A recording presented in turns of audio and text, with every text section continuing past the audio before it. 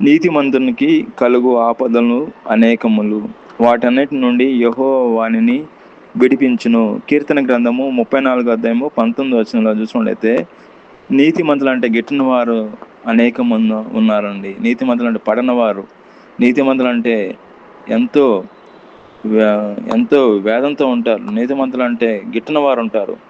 కానీ దేవుడు మాత్రం నీతిమంతులను మాత్రం విడిచిపెట్టాడండి.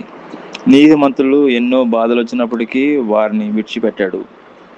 వాళ్ళకి తోడుగా ఉంటాడు దేవుడు. అదేవిధంగా సమస్త ఆదరణ అనుగ్రహించే దేవుడు అండి.